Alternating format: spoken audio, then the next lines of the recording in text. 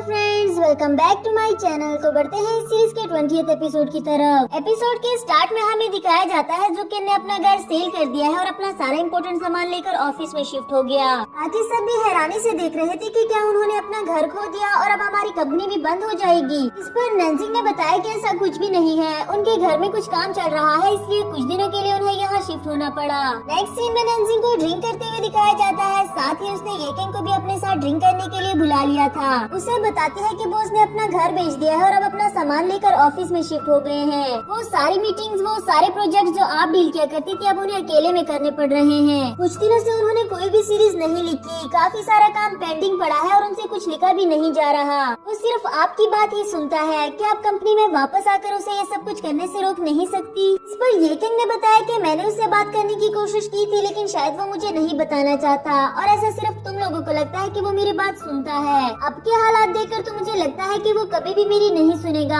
उसने हमेशा वही किया जो उसके दिल ने चाहा। खैर देखो, मैं तुम्हारे लिए बेयर केक लेकर आई हूँ। मुझे देखकर काफी ज्यादा क्यूट लगा, इसलिए मैं तुम्हारे लिए ले आई। केक देखते ही साथ उसके आंखों से आंसू आने लग जाते हैं, क्योंकि जुआन ने भी उसे सेम ऐसा ही गिफ्ट दिया था। जेकिन को भी उसका ये बिहेवियर कुछ समझ नहीं आया। इससे पहले कि वो इस बारे में कुछ पूछ पाती, यहाँ जुकेन की कॉल आती है, जिसने नैन्जिंग को फौरन से ऑफिस बुला लिया। ऑफिस पहुँचने के बाद जुकेन ने बताया कि मैंने स्क्रिप्ट लिख ली है, तुम इसे चेक करने के बाद एडिटर को सेंड कर देना। रात के इस टाइम उसे ऑफिस बुलाने के लिए सॉरी भी करता है। आफ्टर दैट नैन्जिंग पूछने लगी कि आप अपने पेरेंट्स के घर ही क्यों नहीं रह लेते। इस पर जुकेन ने बताया कि मैं यहाँ उस घुटन वाले घर से कहीं ज्यादा बेटर फील करता हूँ। फिर नैन्जिंग स्क्रिप्ट का एक पेज लेने के लिए टेबल की तरफ जाती है, जहाँ आग लग चुकी थी और उसे देखते ही इसे पैनिक अटैक हो गया। जुकेन देखते ही फौरन से फायर एक्सटिंग्विशर लेने के लिए दौड़ता है और यहाँ नैन्जिंग की हालत खराब होती गई। जुआन का नाम लेकर हेल्प के लिए चिल्लाने लगी और यहाँ जुआन भी एंशिएंट एरा में उसकी आवाजें सुन लेता है। घबराते हुए बाहर निकलता है, उसे ढूंढने लगा, लेकिन उसे सिर्फ नैन्जिंग की आवाजें ही सुनाई दे रही थी।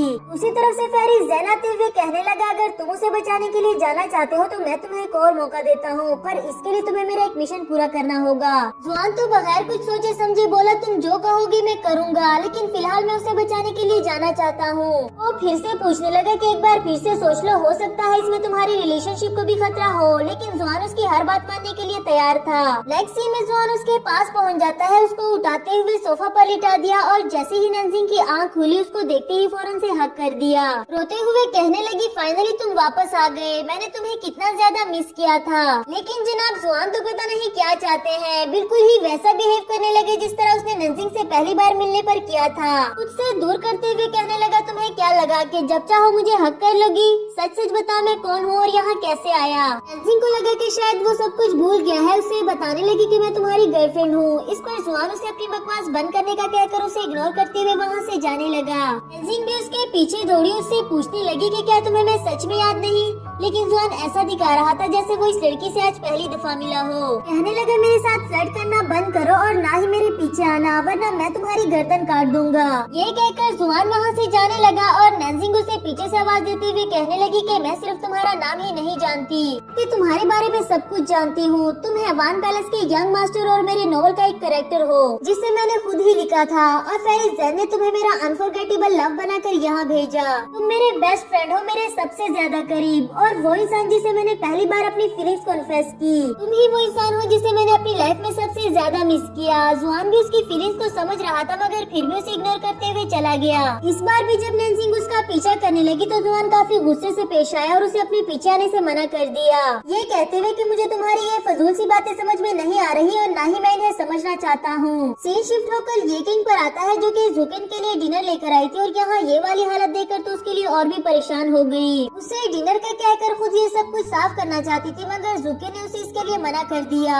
उसे अपने घर में भी रहने के लिए कहा, बिकॉज वो अब अपने पेरेंट्स के साथ रहने लगी है, पर जुकेन इसके लिए भी मना कर देता है। कहने लगा, मैं यहाँ इसलिए नहीं रह रहा कि मेरे पास रहने के लिए जगह नहीं, लेकिन मैं यहाँ रहकर अपना काम ज्यादा अच्छे से कर पाता हूँ। कंपनी में सब कुछ अच्छा चल रहा है, तुम्हें फिक्र करने की जरूरत नहीं, बस घर बैठकर रेस्ट करो। इस पर येकेन को लगा कि शायद उसे मेरा यहाँ आना अच्छा नहीं लगा, फिर उसे अपना ख्याल रखने का कहकर वहाँ से चली गई। इधर नैन्जिंग ऑफिस के बाद घर आती है, लेकिन इससे पहले वो जुआन के घर जाकर उसे देखना चाहती थी। अनफॉर्चुनेटली वो यहाँ भी नहीं आया। नैन्जिंग वही सैड होकर बैठ जाती है, तो दूसरी तरफ हमें जुआन को ड्रिंक करते हुए दिखाया गया। पहले तो वो फेरिस ज़ेन की बातें सोचता है, फिर नैन्जिंग की सारी बातें, उसका रोना धोना जो शायद इससे भी बर्दाश्त नहीं हो रहा था। लेकिन जुआन ने ये सब कुछ इसलिए किया क्योंकि वो दोबारा यहाँ से जाने वाला था और एक बार फिर से नैन्जिंग को रुलाना नहीं चाहता। ये सब कुछ उसके लिए भी बर्दाश्त करना काफी मुश्किल हो रहा था, लेकिन अगर वो नैन्जिंग को मजीद तकलीफ नहीं देना चाहता तो उससे दूर रहना ही बेहतर था। दूसरी तरफ नैन्जिंग उसके टेडी बियर को हक करते हुए पूछ रही थी कि आखिर उसे हो क्या गया है, वो ऐसा बिहेव क्यों कर रहा है। तभी उसे एक आइडिया आया और वो बहुत अच्छे से समझ गई कि आगे उसे क्या करना है। जुआन अभी भी काफी ज्यादा सैड था। नैन्जिंग को देखने के लिए उसके घर तक आता है और उसकी लाइट ऑन करने के बाद ही इसे सुकून मिला कि फाइनली वो सेफली घर पहुंच गई। उसे इस बात की उम्मीद थी कि जो हाल मेरा है यकीनन वही नैन्जिंग का भी होगा, लेकिन यहाँ तो उसे कुछ और ही देखने को मिला। नैन्जिंग काफी ज्यादा खुश लग रही थी। उसे इतने अच्छे मूड में देखते हुए कहने लगा कि चाहे मैं भी यही चाहता हूँ कि तुम खुश रहो, लेकिन तुम मेरे बगैर इतना खुश कैसे रह सकती हो। इवन कि तुम्हें ये भी लगे कि मैंने अपनी मेमोरीज खो दी है, लेकिन मैं कभी न कभी तुम्हारा बॉयफ्रेंड तो रहा था ना। वही नैन्जिंग अंदर जाते ही इसे हेल्प के लिए बुलाने लगी और जुआन फौरन से टेलीपोर्ट होकर पहुँच गया। बोसी मूड में कहने लगी, अब पता चला तुम्हें हम दोनों का रिलेशनशिप क्या है। अब से जो मैं कहूँगी तुम्हें वो सब कुछ करना पड़ेगा। पहले तो अपनी ये शर्ट उतार कर अंदर बात लेने के लिए जाओ। इतने लंबे कपड़े पहनकर तुम्हें गर्मी नहीं लग रही। जुआन अभी भी एक्टिंग करते हुए कहने लगा, तुम होती कौन हो मुझे ऑर्डर देने वाली, मुझसे दूर रहो। नैन्जिंग बोली, कितनी बार बताया मैंने तुम्हें कि मैं तुम्हारी गर्लफ्रेंड हूँ, तुम्हें मेरी हर बात माननी होगी और अगर नहीं मानोगे तो तुम्हें हेडेक हो जाएगा। जुआन भी कोई कम जिद्दी थोड़ी ना है, उसके मना करने के बावजूद भी घर से बाहर जाने लगा और यहाँ नैन्जिंग स्टिल उसे हेल्प के लिए कहती रही। अब वो चाहकर भी यहाँ से बाहर नहीं जा सकता क्योंकि उसे कंट्रोल करने की पावर तो नैन्जिंग के पास है। बेचारे ने अपनी तरफ से तो काफी ज्यादा कोशिश की, लेकिन एट लास्ट उसे नैन्जिंग की बात सुनकर बात लेने के लिए जाना ही पड़ा। अभी सोच ही रहा था कि इतना जल्दी इस लड़की में इतना कॉन्फिडेंस कहाँ से आ गया। वहीं नैन्जिंग उसके लिए कपड़े लाते हुए कहने लगी कि बात लेने के बाद इसे चेंज कर लेना। एंड वो तो ऐसे शर्मा रहा था जैसे नैन्जिंग ने आज उसे पहली दफा देखा हो। आफ्टर दैट चेंज करने के बाद नैन्जिंग से कहने लगे कि तुम्हारे पास और कोई शर्ट नहीं है क्या, ये तो इतनी छोटी सी है। इस पर नैन्जिंग बोली, है तो बहुत सारी लेकिन मेरे बॉयफ्रेंड की है, तुम्हें क्यों दूं, तुम मेरे बॉयफ्रेंड हो क्या। जुआन गुस्से से उसे घूरता हुआ घर से बाहर जाने वाला था, लेकिन नैन्जिंग ने उसे रोककर अपने साथ आने के लिए कहा। अब अगर वो नहीं आएगा तो नैन्जिंग के पास उसे लाने की पावर भी तो है। बेचारे को ये सोचकर भी जाना पड़ा। उससे उसका रूम दिखाया, लेकिन जुआन कहने लगा, मैं यहाँ नहीं सो सकता क्योंकि किसी लड़की के साथ सोना अच्छी बात नहीं। एंड नैन्जिंग बोली, मैं तुम्हें बॉयफ्रेंड की तरह ट्रीट नहीं कर रही हूँ, आज रात यही रुक जाओ, वैसे भी तुम्हारे पास रहने के लिए जगह तो नहीं है। इसके बावजूद भी वो घर से बाहर जाने लगा और हम देखते हैं कि जैसे ही उसने डोर ओपन किया सामने जुकेन खड़ा था। बैग पैक करके अपना सामान भी ला चुका है। कहने लगा, मुझे नैन्जिंग ने ही यहाँ कुछ दिन रहने के लिए बोला था। जुकेन को यहाँ देखकर जुआन ने भी जाने का प्लान कैंसिल कर दिया। अब नाटक अपनी जगह, लेकिन गर्लफ्रेंड को किसी और लड़के के पास भी तो नहीं छोड़ सकता। हालांकि अब नैन्जिंग भी उसे नहीं रोकती, जाने के लिए भी कह दिया, पर वो बोला मेरे पास रहने के लिए जगह नहीं है तो आज रात यहीं रह लेता हूँ। और तो और जुकेन को अपने रूम में भी घुसने नहीं दे रहा था। इस पर नैन्जिंग उन्हें बाहर वेट करने का कहकर जुआन को अंदर ले जाती है उससे बात करने के लिए। उसे कहने लगी, चलो अब प्रिटेंड करना बंद करो, बहुत हो गया, तुम थके नहीं अभी तक, जबकि वो तो अभी भी नहीं मानता कि मैं तुम्हें जानता हूँ। एंड नैन्जिंग बोली, अगर ऐसी ही बात है तो मैंने कभी भी किसी एंशिएंट को नहीं देखा जो ट्रैफिक सिग्नल का वेट करे। यानी कि नैन्जिंग पहले से ही ये बात जान गई थी कि जुआन प्रिटेंड कर रहा है। और बेचारा जुआन तो इतना ज्यादा एम्बैरस हुआ कि उसने नैन्जिंग को नहीं बल्कि अपने आप को ही बेवकूफ बनाया। फिर नैन्जिंग उसे हक करके सब कुछ सच सच बताने के लिए कहती है कि तुमने ये सारा ड्रामा क्यों किया। यहाँ सीन शिफ्ट होकर जुकेन पर आता है जो कि अकेला ही बैठा ये किंग की बातों को सोच रहा था। कहीं न कहीं उसे भी इस बात का एहसास हुआ कि ये किंग के साथ उसकी लाइफ कितनी सुलझी हुई थी।